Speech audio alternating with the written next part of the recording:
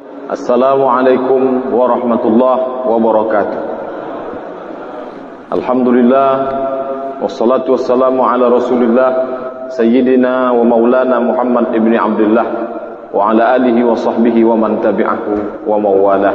Subhanaka la ilma lana illa ma 'allamtana innaka antal alimul hakim. Rabbi shrah li sadri wa yassir li amri wahlul 'uqdatam min lisani yafqahu qawli. Bapak, ibu-ibu, hadirin hadirat, alim ulama, cerdik pandai, orang-orang tua saya tak dapat saya sebut satu persatu.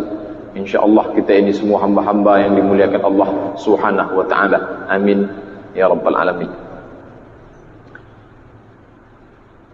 Malam ini kita akan mengkaji hadis Rasulullah SAW disebutkan dalam kitab Sunan At-Tirmidzi. Diriwayatkan dari sahabat Nabi bernama Abu Sa'id Al-Khudri radhiyallahu anhu. Qala Rasulullah sallallahu alaihi wasallam, Rasulullah bersabda, kata Rasulullah, man la yashkurun nasa lam yashkurillah. Man, siapa?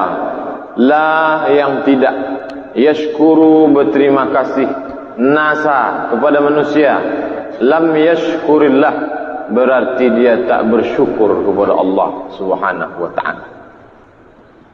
Mengapa bisa dikaitkan antara Allah yang maha tinggi dengan manusia yang sangat rendah?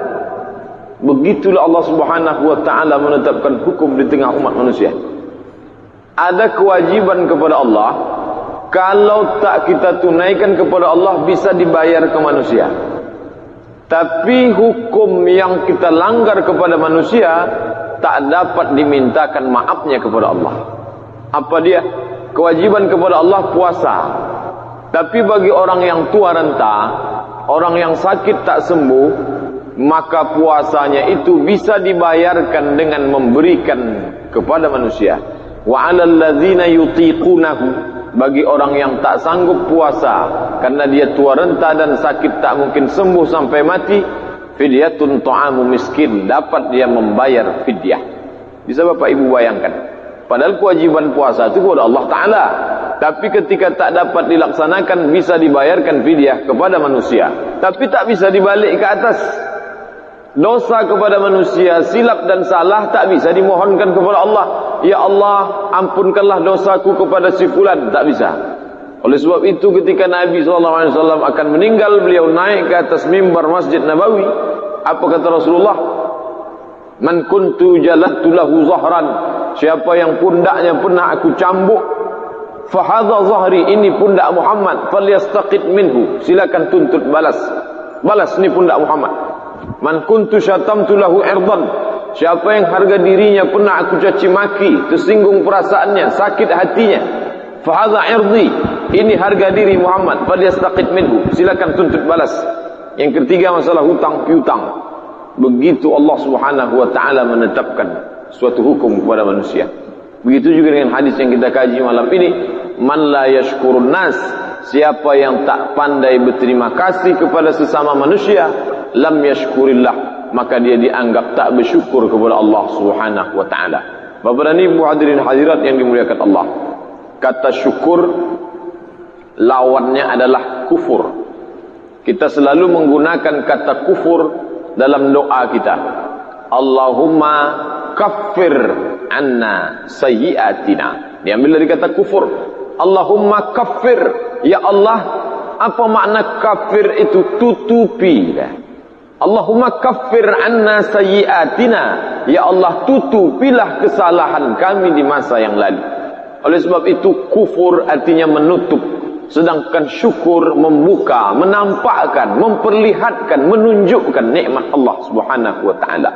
Allah Ta'ala tak suka kalau nikmat itu ada ditutup. Makanya kita disuruh la in syakartum la azidannakum. Kalau kamu syukuri, kamu tampakkan, kamu tunjukkan nikmat Allah, aku akan tambah. Wala in kafar, tapi kalau kamu tutup, inna azabi lasyadid. Wala in kafartum, kalau kamu tutupi nikmatku itu, kata Allah, inna azabi lasyadid, sesungguhnya azabku amat sangat pedih. Bapak dan Ibu hadirin hadirat yang dimuliakan Allah Subhanahu wa ta'ala, maka begitu juga dengan kepada sesama manusia, maka nikmat Allah itu mesti ditunjukkan dan kepada sesama manusia. Kita hidup bukan makhluk individual sendiri, bergaul, bermasyarakat. Maka dalam hadis ini disebutkan Nabi SAW, man la yashkurun nas, siapa yang tak berterima kasih kepada manusia, lam yashkurillah, maka dia dianggap orang yang tak bersyukur kepada Allah Subhanahu wa taala. Tak disebutkan di sini orangnya siapa, tak disebutkan pula status derajatnya apa, tapi disebutkan dalam hadis ini man la yashkurun nas. Nas, dua akar kata nas. Yang pertama dari kata al-uns, artinya jinak. Mengapa manusia nas itu disebut jinak? Karena lawannya adalah bahimah, hewan yang liar. Jadi kalau ada manusia liar, itu sama dengan binatang. Dia disebut dengan jinak karena dia lawan daripada binatang. Kan disebut nas. Kata makna yang kedua, akar dari kata nas adalah nasia. Mengapa dia disebut dengan nas? Karena dia pelupa. Kalau sudah menjadi orang yang kaya, lupa dulu susah. Kalau sudah menjadi orang yang terpandang, lupa dulu dia rakyat jelata. Kalau sudah menjadi orang yang alim, berilmu, lupa dia dulu pernah jahil. Oleh sebab itu dia disuruh diingatkan. Di sini disebutkan man la yashkurun nas, siapa yang tak berterima kasih kepada manusia. Siapa manusia itu? Banyak. Banyak. Kita ni semua manusia. Tapi manusia ni ada tingkat-tingkatannya. Siapakah tingkatan manusia setelah Allah Subhanahu wa taala? Ayatnya dibacakan imam kita tadi pada rakaat pertama. Wa qada rabbuka alla ta'budu illa iyyah. Allah sudah mewajibkan kepada kamu supaya jangan menyembah illa iyyah, kecuali hanya kepada Dia saja. Itulah yang kita ucapkan sehari semalam. Iyyaka na'budu wa iyyaka nasta'in. Setelah kepada Dia, kepada siapa? Wabil walidaini ihsana. Itulah manusia yang paling tinggi derajatnya. Maka kepada Dia kita berterima kasih duluan. Wabil walidaini ihsana. Kepada kedua orang tua maka berbuat ihsan. Bapak dan Ibu yang dimuliakan Allah Subhanahu wa taala, mengapa setelah Allah taala langsung orang tua? Karena orang tua inilah jembatan kita untuk menyeberang dari alam arwah ke alam dunia. Ini alam arwah, ini alam dunia. Ada tak orang yang langsung melompat dari alam arwah ke alam dunia? Tak ada. Karena kalaulah melompat dari alam arwah ke alam dunia, kemana roh itu melekat? Kemana roh itu pakaiannya? Maka roh itu dijumpakan dia dengan jasad. Di mana roh berjumpa jasad? Inna ahadakum yujma'u khalquhu fi batni ummihi 40 yawman nutfah. 40 hari kamu diciptakan dalam rahim ibumu dalam bentuk nutfah, air. Summa yakunu 'alaqatan mithla dhalik. Kemudian berubah 40 hari dalam bentuk 'alaqah, darah yang menempel di dinding rahim seperti menempelnya lintah pada kulit manusia. Summa yakunu mudghatan mithla dhalik. Kemudian berubah menjadi segumpal daging selama 40 hari. 40 hari darah, 40 hari nutfah, 40 hari darah, 40 hari daging. Setelah itu Allah Ta'ala mengirimkan malaikat. Thumma yunfakhu fihi ruh. Lalu kemudian ditiupkan roh. Maka berjumpalah antara roh dengan jasad. Di mana dia berjumpa? Di dalam rahim seorang nas, manusia. Maka kepada manusia itulah kita berterima kasih. Jadi kalau tak berterima kasih kepada Dia, maka sama dengan tak bersyukur kepada Allah Subhanahu wa taala. Wa qadara rabbuka alla ta'budu illa iyyah. Selesai kepada Allah, langsung kepada Dia. Wa bil walidaini ihsana. Kepada orang tua. Mengapa begitu? Karena mereka berdualah menjadi penyebab wujudnya kita di alam nyata. Yang sebelumnya kita berada di alam yang gaib, tak tampak, tak berbentuk. Lalu kemudian menjadi wujud yang sempurna. Karena apa? Karena ada nas, ada peran nas di dalam. Nas itulah yang mesti kita berterima kasih kepada Dia. Kalau tak berterima kasih ke Dia, maka dianggap tak bersyukur kepada Allah Subhanahu wa taala. Bapak dan Ibu yang dimuliakan Allah Subhanahu wa taala, datang sahabat ingin masuk surga, Salah satu caranya adalah ingin mati syahid. Lalu ditanya Nabi, ahayyatun ummuka, apakah ibumu masih hidup? Ya. Kata Nabi, ilzam rijlaiha, urus kedua kakinya, fasammal jannah, kau dapatkan surga di sana. Tak perlu kau mati jihad fisabilillah, urus kedua kakinya, fasammal jannah, kau dapatkan surga di sana. Mengapa begitu? Karena dalam hadis lain disebutkan ridha Allah fi ridhal walidain. Ridha Allah terletak pada ridha orang tua.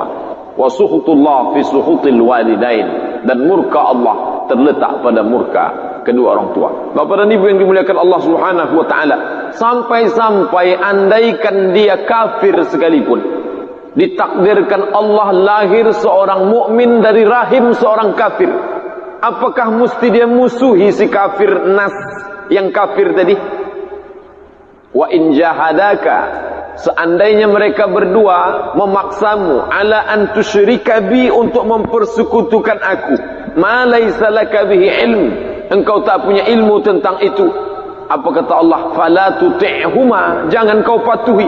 Untuk ikut perintah dia tak boleh, tapi apakah boleh memusuhi dia? Wa sahibhuma fid dunya ma'rufa, mesti bergaul dengan baik. Untuk ikut jangan. Patuhkah kepada dia untuk berbuat maksiat kepada Allah? Tak boleh. Karena dalam Islam diajarkan la ta'ata li makhluqin fi ma'siyatil khaliq. Tak boleh taat kepada makhluk kalau taat itu menyebabkan maksiat kepada Khaliq. Tak boleh. Tapi apakah dia mesti dimusuhi? Tidak.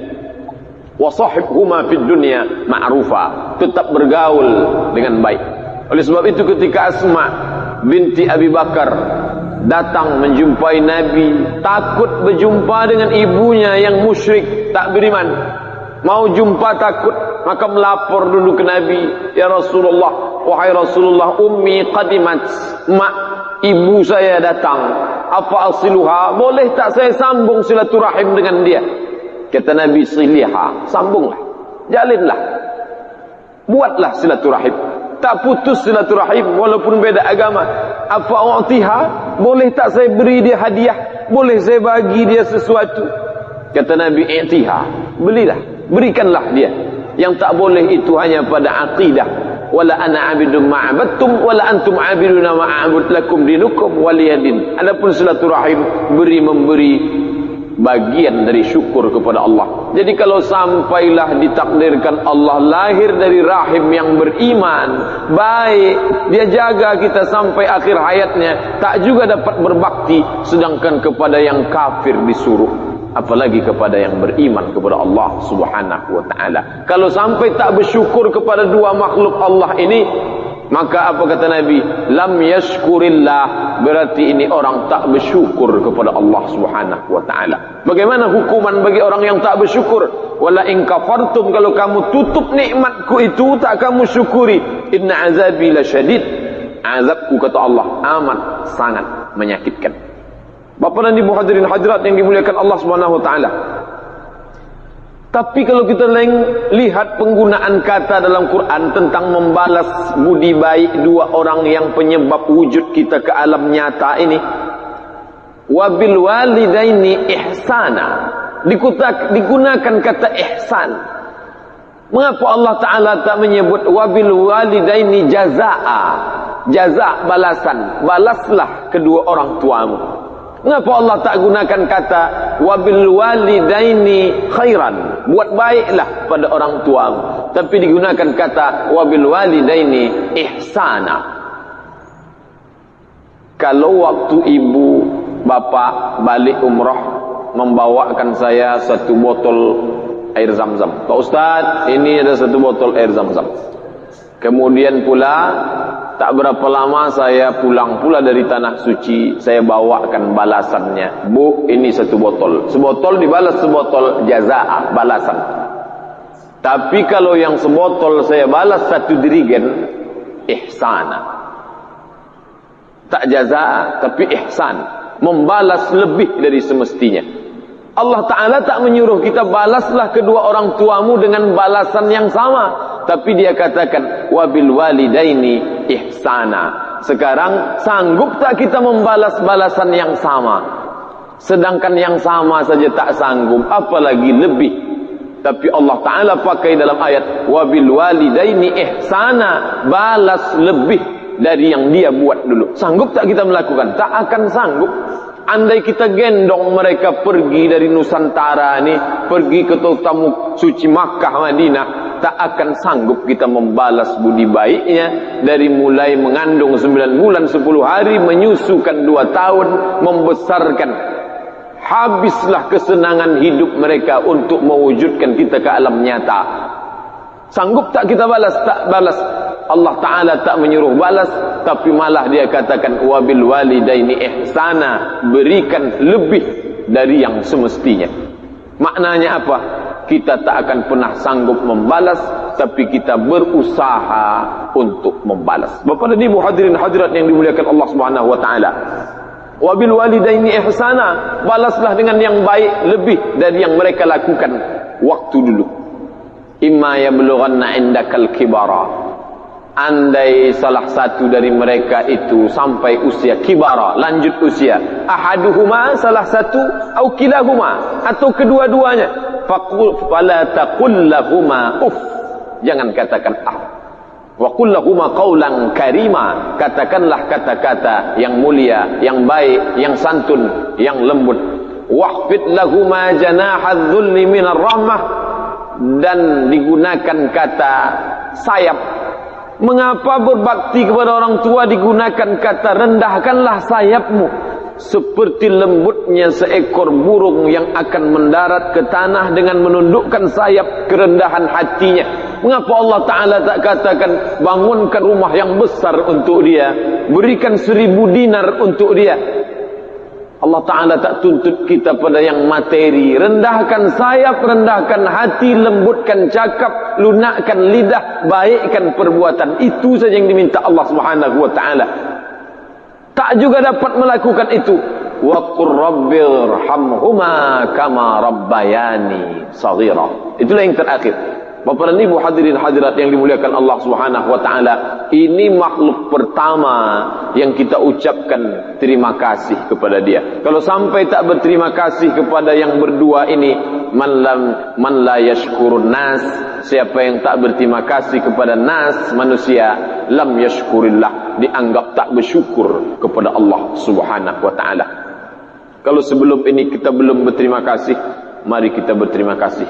Kalau sudah, hadis kita kaji malam ini membuat kita istiqamah. Tapi jangan ikut tradisi orang barat.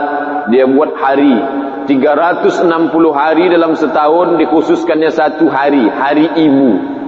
Hari itulah dia punya ibu. 359 tak ada ibunya, mati. Bukan begitu memuliakan seorang ibu dalam Islam. Dianjurkan berbakti dari mulai awal kehidupan sampai akhir hayat kehidupan. Bukan mengkhususkan 1 hari untuk dia, lalu setelah itu tak ditengok, tak disapa, tak berbakti. Tak.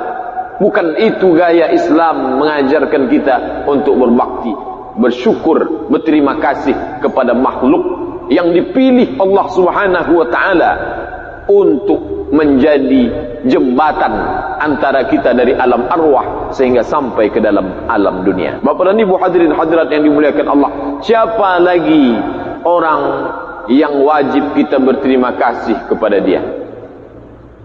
Siapa lagi kalau bukan laqad kana lakum fi Rasulillah uswatun hasanah. Mengapa begitu?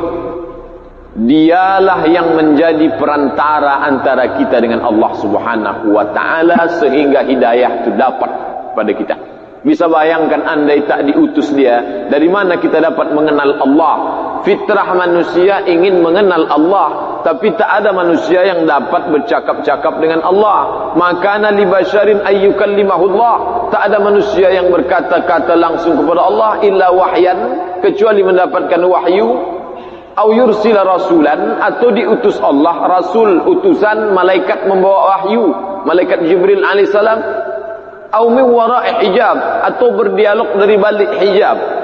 Dan salah satu pembawa hidayah itu adalah Sayyidul Anbiya wal Mursalin, Muhammad Rasulullah sallallahu alaihi wasallam. Kalau tak berterima kasih kepada dia yang membawa hidayah, yang menyelamatkan kita dari yang batil kepada yang hak, menyelamatkan kita dari yang dalalah, yang sesat kepada hidayah, yang menyelamatkan kita dari azab kepada nikmat, maka kita termasuk orang yang tak bersyukur kepada Allah Subhanahu wa taala. Bagaimana cara berterima kasih kepada Nabi?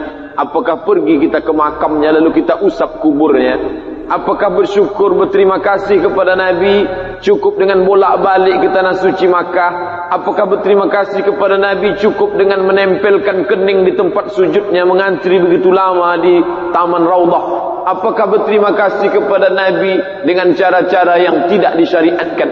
Maka berterima kasih kepada Nabi SAW adalah berpegang teguh dengan yang dia tinggalkan. Taraktu fikum amraini, ku tinggalkan untuk kamu dua perkara saja. Ma in tamassaktum bihima, kalau kamu pegang teguh yang dua ini, lan tadillu abada, kamu tak akan sesat selamanya. Apa itu? Kitab Allah wa sunnati, Al-Quran dan sunnah Rasulullah SAW. Oleh sebab itu, Bapak dan Ibu hadirin hadirat yang dimuliakan Allah, cara berterima kasih kepada Nabi SAW diungkapkan dengan berpegang teguh dalam sikap dan perbuatan, memperjuangkan syariat agama Allah di tengah orang lain yang tak lagi memperdulikan. Di zaman yang aneh, di zaman yang orang meninggalkan sunnah Rasulullah, tahu-tahu ada hamba Allah yang masih tetap mengkaji hadis-hadisnya, mengamalkan sunnah-sunnahnya, lalu dianggap orang itu sebagai yang aneh. Maka kata Nabi SAW, ja'al islamu gharibun, Islam ni dulu waktu pertama datang aneh, wa sawfa yakunu ghariban, maka nanti pun di akhir zaman dia akan dianggap aneh. Fatuba lil ghuraba, berbahagialah, beruntunglah orang-orang yang dianggap aneh kalau memang menjalankan sunnah itu disebut sebagai perbuatan yang aneh.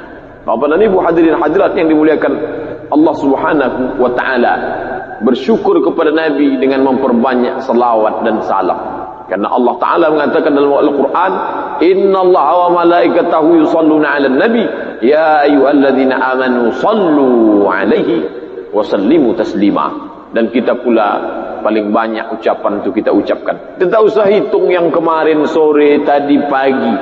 Selama kita masuk dalam salat Isya, masuk tadi, berapa kali sudah kita sebut nama Muhammad sallallahu alaihi wasallam. Mengucapkan salam saja, tahiyatul masjid sekali, assalamu alayka ayyuhan nabi wa rahmatullahi wa barakatuh. Masuk qabliyah Isya, masuk salat Isya, tasyahud awal, tasyahud akhir, masuk ba'diyah Isya, paling tidak 5 kali mengucapkan salam. Berapa kali pula kita ucapkan salawat? Allahumma salli ala sayyidina Muhammad wa ala ali Muhammad, Allahumma barik ala sayyidina Muhammad wa ala ali Muhammad. Dalam azan pula kita sebut nama dia, asyhadu anna Muhammadan Rasulullah. Dalam iqamah pula kita sambut, asyhadu anna Muhammadan Rasulullah. Apa maknanya? Salah satu ungkapan terima kasih kepada Rasulullah sallallahu alaihi wasallam. Tapi tak cukup hanya di ujung lidah. Salawat di ujung lidah, di tepi bibir selesai, habis selesai. Tapi ada peninggalan Rasulullah yang mesti dihidupkan. Masih banyak lembaga-lembaga pendidikan Al-Quran yang mewariskan ajaran agama yang dibawa oleh Rasulullah sallallahu alaihi wasallam. Rasulullah tak perlu kita bangunkan kuburan dari emas. Rasulullah tak meminta diselimutkan makamnya dari sutra.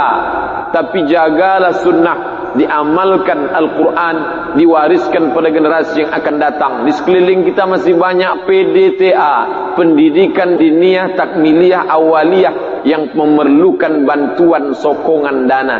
Ini bagian dari syukur terima kasih kepada Rasulullah dengan tetap melaksanakan dalam kehidupan dan mewariskan sunnah dan Al-Quran yang dibawa oleh Rasulullah sallallahu alaihi wasallam. Bapak dan Ibu hadirin hadirat yang dimuliakan Allah, man la yashkurun nas, orang yang tak berterima kasih kepada nas. Siapa lagi nas yang perlu kita ucapkan terima kasih? Tak disebut ucapan, karena ucapan hanya perbuatan lidah. Tapi dalam bentuk bukti nyata bahawa kita berterima kasih kepada nas tadi. Siapa lagi nas yang dipilih Allah berada di samping kita, yang berada bersama dengan kita, pasangan hidup. Wa khalaqnakum azwaja, kami jadikan kamu berpasang-pasangan. Dan pasangan itu adalah nas. Karena tak ada manusia berpasangan dengan jin. Hanya dalam dunia khayalan saja menikah dengan jin. Wa min ayatihi an khalaqa lakum azwajan min anfusikum. Diciptakannya bagi kamu pasangan min anfusikum dari jenis kamu sendiri. Makna jenis kamu itu jenis manusia. Bukan jin, bukan hantu, bukan setan. Kalau ada orang mengaku nikah dengan setan, tak sesuai dengan ayat. Allah Ta'ala mengatakan min anfusikum, dari jenis kamu sendiri. Zaman dulu orang musyrik jahiliyah pun menikah juga, tapi mereka menganggap perempuan itu seperti benda, seperti barang. Mereka dulu menganut poligami tanpa batas. Kalau dalam Islam masna wa thulatha wa ruba'. Mereka tidak, poligami unlimited, tak ada batasan.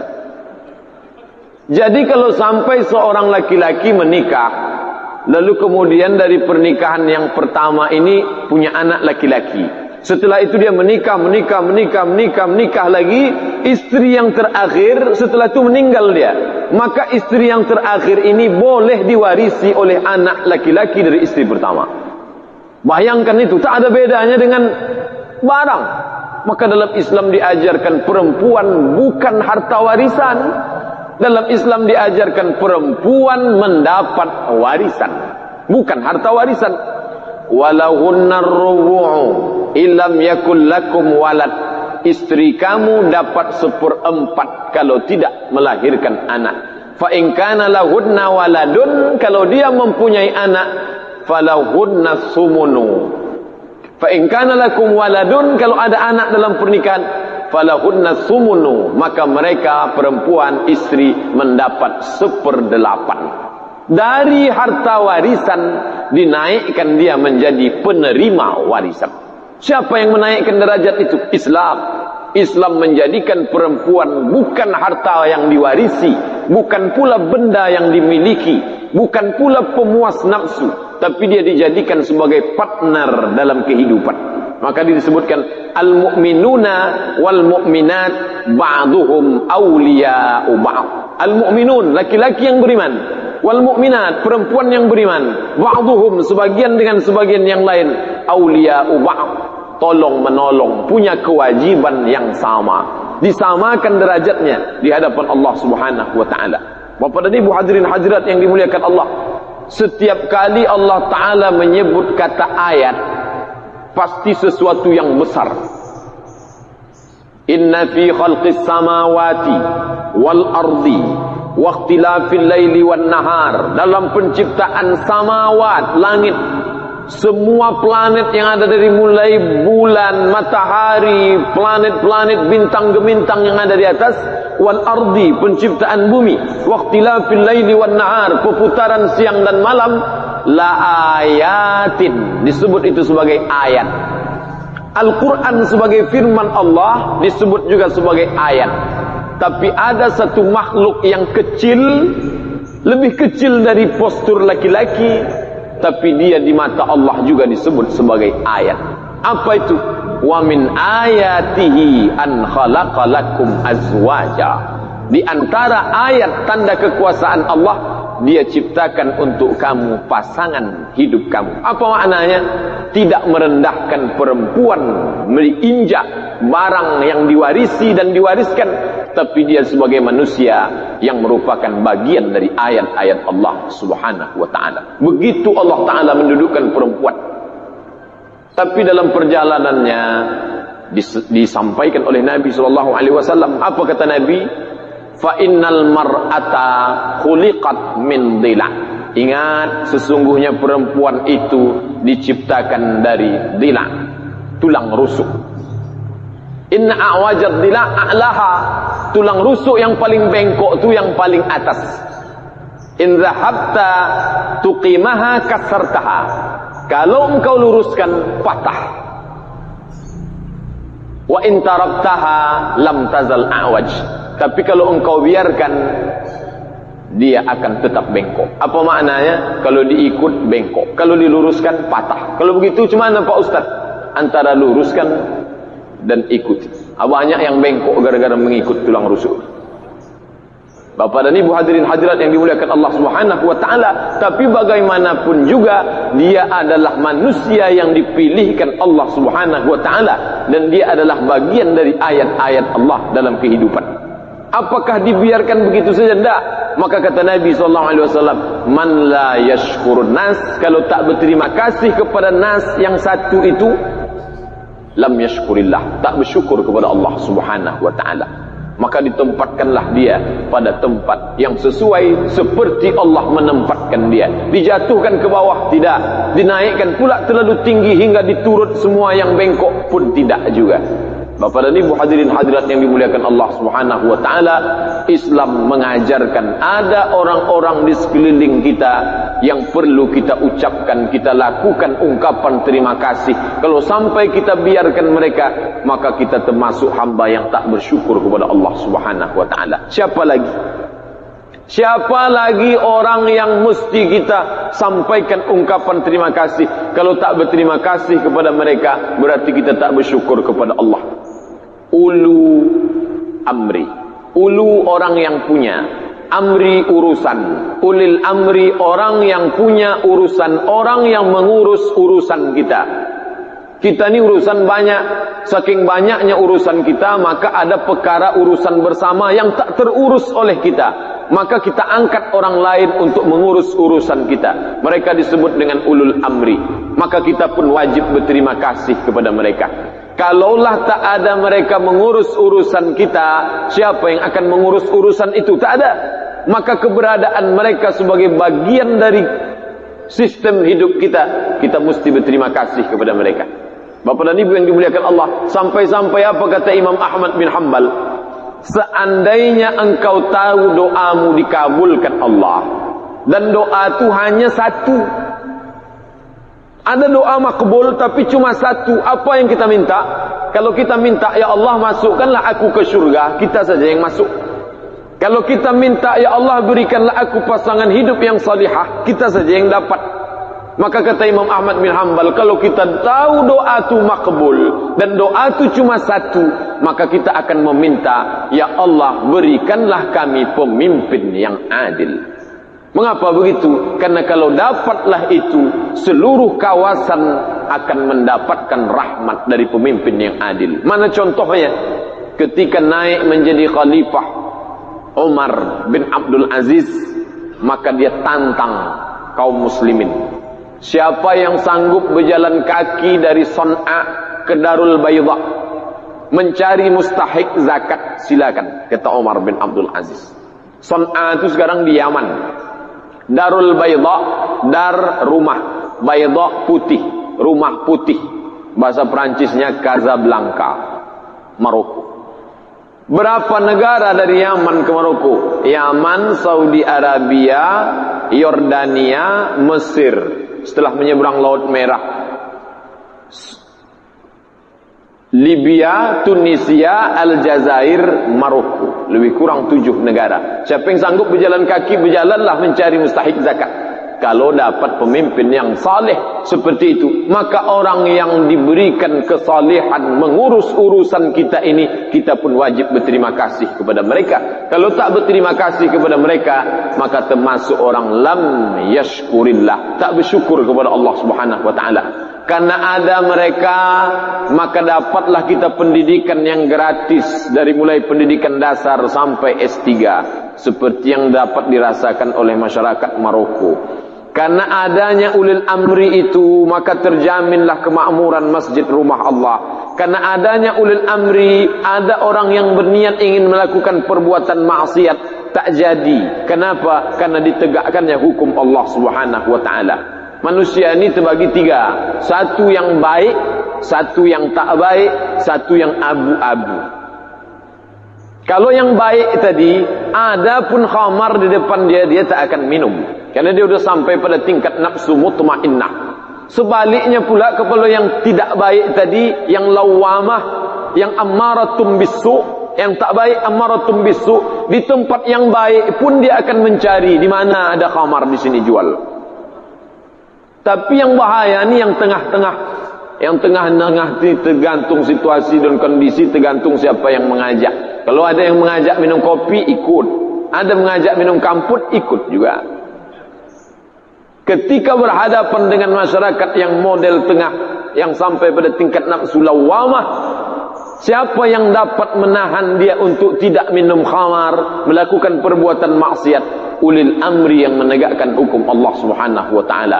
Maka kita pun berterima kasih kepada dia, karena dengan keberadaan dia terhalang orang untuk masuk ke dalam azab Allah Subhanahu wa taala. Terhalang turunnya azab dari atas, murka dari Allah. Apa sebab? Disebabkan karena adanya ulil amri yang mengurus urusan kita. Tak berterima kasihkah kita kepada dia? Maka kita ucapkan dalam bentuk perbuatan dan pernyataan berterima kasih. Kalau tak berterima kasih kepada dia, masuk dalam kategori lam yashkurillah, tak bersyukur kepada Allah Subhanahu wa taala.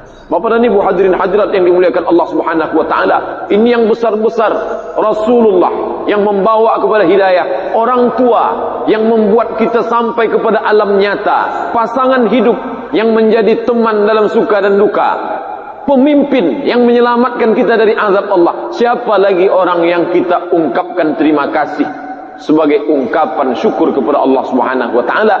Orang-orang yang berada di sekeliling kita, sahabat, kerabat, teman, orang-orang yang ditakdirkan Allah bersama dengan kita. Kalau kita menyuap nasi saat sarapan tadi pagi, kira-kira berapa orang yang berperan sampainya nasi itu masuk ke dalam mulut kita? Dari mulai yang membajak sawah, menanam padi, membawa padi itu ke kilang padi, lalu membawa padi itu ke kota, lalu pedagang yang menjualnya di pasar, lalu yang membawakannya ke toko, membawanya ke rumah kita, menanakkannya menjadi nasi, lalu sampailah dia ke mulut kita. Berapa orang yang berperan di dalam itu? Pernahkah kita berterima kasih kepada jasa mereka? Memangnya apa manfaat dari masuknya nasi ke dalam mulut anak Adam itu? Liyuqima sulbahu, untuk menegakkan tulang belakang.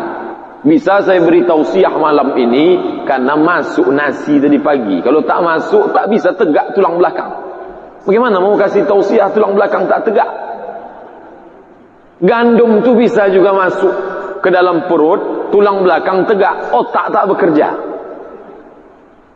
Dulu tinggal di asrama internasional di Maroko, yang orang Asia tak banyak. Satu saya, satu dari Bangladesh, satu dari Pakistan. Tapi yang dua ni lebih dulu dari saya. Saya tanya, kamu selama sini kuat tak makan gandum? Kata dia, ya akhi, saya sanggup makan gandum, lakin hadza musyaghal. Kalau gandum ni perut kenyang, badan kuat, tapi ini tak bekerja, tak bisa menangkap pelajaran, mesti juga jumpa nasi. Masuk dia ke dalam, tegak tulang belakang, bekerja otak kepala. Pernah berapa ungkapan syukur kita kepada orang-orang yang membuat kita bisa tegak beribadah kepada Allah Subhanahu wa taala? Kita tak pernah berpikir seperti itu karena kita anggap kita sudah take and give. Saya ambil beras, saya bayar, selesai. Apa urusan dengan kamu? Tapi dalam Islam tak sesederhana itu. Islam mengajarkan kita man la yashkurun nas. Orang yang tak berterima kasih kepada orang lain, lam yashkurillah, maka dia tak bersyukur kepada Allah Subhanahu wa taala. Kita urutkan satu persatu, banyak sekali Bapak dan Ibu, tapi ini yang besar-besar saja. Dari mulai Rasulullah SAW, nas manusia, orang tua nas manusia, orang-orang yang mengajarkan kebaikan juga nas manusia, termasuk orang yang berada di sekeliling kita, mereka pun nas yang wajib kita berterima kasih sebagai ungkapan syukur kepada Allah Subhanahu wa taala. Apakah semua tadi yang kita sebut nas tadi bisa kita balas? Maka kata Nabi SAW, man sana'a ilaikum ma'rufan, siapa yang pernah berbuat baik kepada kamu, fakafi'uhu, balaslah kata Nabi.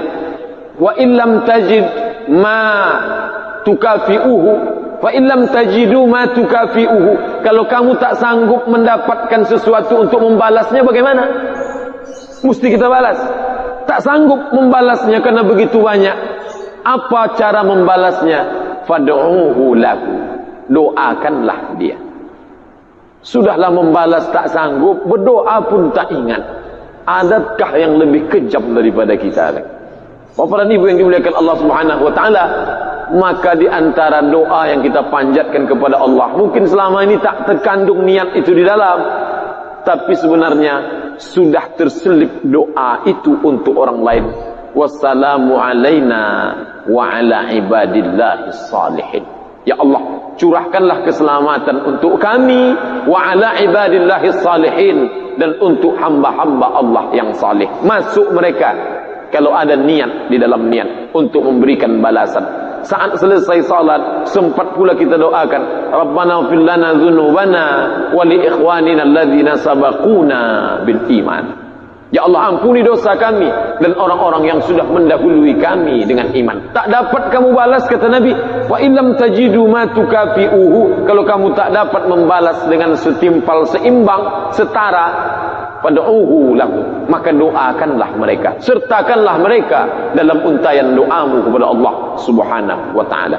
Bapak dan Ibu hadirin hadirat yang dimuliakan Allah Subhanahu wa taala, berdasarkan ini maka syukur kepada Allah tak cukup hanya sekedar alhamdulillah wa syukurulillah. Syukur kepada Allah tak hanya cukup dengan banyak ibadah, tapi sisi lain syukur kepada Allah adalah dengan pandainya berterima kasih kepada sesama manusia. Ini juga mengajarkan bahwa manusia dalam Islam bukanlah makhluk individu yang cukup dengan berzikir mengingat Allah, memperbanyak salat sunat, puasa sunat, lalu tinggal i'tikaf dalam Masjidil Haram menjelang kematian tiba. Bukan. Tapi orang yang sanggup bergaul, berterima kasih, bersyukur, maka itu bagian juga syukur kepada Allah Subhanahu wa taala.